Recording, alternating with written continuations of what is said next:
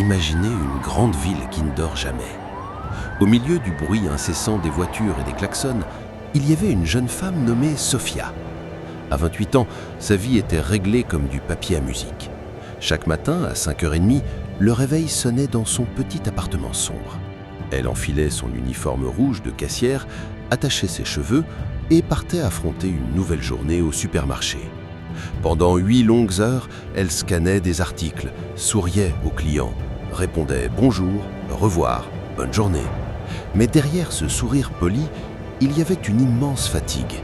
Le soir, elle rentrait épuisée, les pieds douloureux, le dos courbaturé. Elle s'asseyait sur son vieux canapé usé, regardait par la fenêtre les lumières scintillantes de la ville et se posait toujours la même question. Est-ce que c'est vraiment ça, ma vie ? Depuis toute petite, Sofia avait un rêve qui brillait comme une flamme dans son cœur. Elle voulait devenir architecte. Elle passait des heures à dessiner des maisons, des immeubles, des espaces où les gens se sentiraient enfin en sécurité, heureux et chez eux. À 16 ans, elle avait écrit dans son carnet de croquis « Un jour, je construirai des endroits où guériront l'âme ». Mais à 19 ans, la vie lui avait tout pris. Sa mère était tombée gravement malade, cancer. Les factures d'hôpital s'empilaient, les nuits blanches se multipliaient. Sofia avait tout arrêté, les études, les rêves, les espoirs. Pendant 10 longues années, elle avait sacrifié sa vie pour soutenir sa famille. Le rêve était lentement devenu un souvenir lointain, presque honteux. Un soir de forte pluie, alors qu'elle rangeait ses courses dans le placard, sa main toucha quelque chose de poussiéreux au fond du carton. C'était son vieux carnet de croquis. Les pages étaient jaunies, mais les dessins étaient toujours aussi vivants. En ouvrant la première page, elle relut ces mots écrits à l'encre bleue. « Un jour, je construirai des endroits où les gens se sentiront enfin chez eux. » À cet instant précis, quelque chose se brisa en elle. Ce n'était plus de la tristesse, c'était une colère profonde, une révolte. Une révolte contre toutes ces années où elle s'était dit « Plus tard, ce n'est pas le moment, je n'ai pas les moyens ». Elle serra le carnet contre sa poitrine et pour la première fois depuis très longtemps, elle pleura. Pas de désespoir, mais de détermination. Cette nuit-là, elle ne dormit presque pas.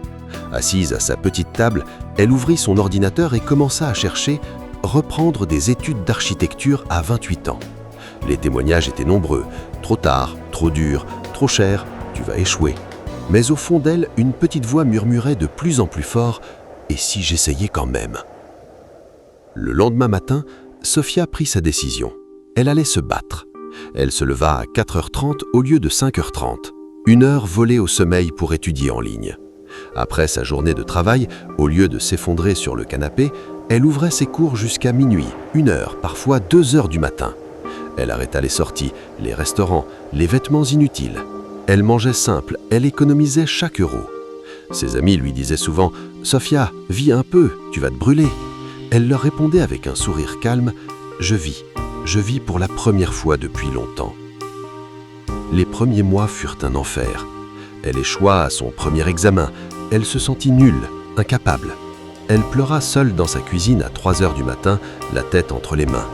Sa chef au supermarché lui proposa une promotion avec une augmentation, une belle cage dorée.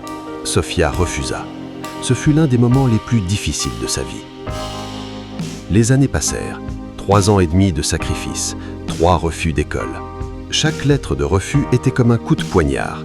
Elle doutait, elle avait peur, elle se sentait parfois ridicule. Mais à chaque fois qu'elle était sur le point d'abandonner, elle rouvrait son vieux carnet, regardait ses dessins d'adolescente et continuait. Puis, à un moment ordinaire, tout changea. Elle reçut un email. Elle avait été acceptée dans une école d'architecture reconnue, avec une bourse partielle grâce à un projet personnel qu'elle avait réalisé pendant ses nuits blanches. Ce jour-là, Sofia pleura de joie pour la première fois depuis des années. Les 4 années d'études furent intenses. Elle était souvent la plus âgée de sa promotion. Elle travaillait 12 fois plus dur que les autres. Mais elle apprenait, elle grandissait, elle réalisait enfin son rêve. 4 années plus tard, par une belle journée ensoleillée, Sofia inaugurait son tout premier projet. Une résidence pour personnes âgées dans un quartier populaire. Chaque appartement était pensé avec soin. Lumière naturelle, espaces adaptés, coin de vie commun chaleureux. Ce n'était pas juste des bâtiments, c'était un endroit qui soignait l'âme. Lors de l'inauguration, une vieille dame aux cheveux blancs s'approcha d'elle, lui prit les mains et avec des larmes dans les yeux lui dit « Merci mon enfant, pour la première fois depuis longtemps, je me sens enfin chez moi. » Sophia sourit, les yeux brillants d'émotion. À cet instant précis, elle se revit à 28 ans épuisée sur son vieux canapé. Elle lui murmura dans sa tête « Tiens bon, le chemin est long, semé d'obstacles et de doutes, mais chaque pas que tu fais dans la bonne direction te rapproche de la personne que tu es destinée à devenir. » Il n'est jamais trop tard pour reprendre ton rêve. Le courage n'est pas l'absence de peur, c'est d'avancer malgré tout. Les sacrifices d'aujourd'hui sont les fondations de ta victoire de demain. Tes rêves ne sont pas morts, ils attendent juste que tu te lèves et que tu te battes pour eux.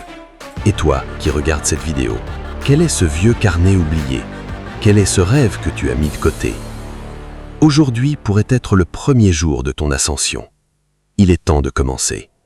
Peu importe ton âge, tes échecs passés ou tes circonstances. Le seul vrai échec, c'est de ne jamais essayer. Abonne-toi, like, partage la vidéo et dis-moi ton avis en commentaire.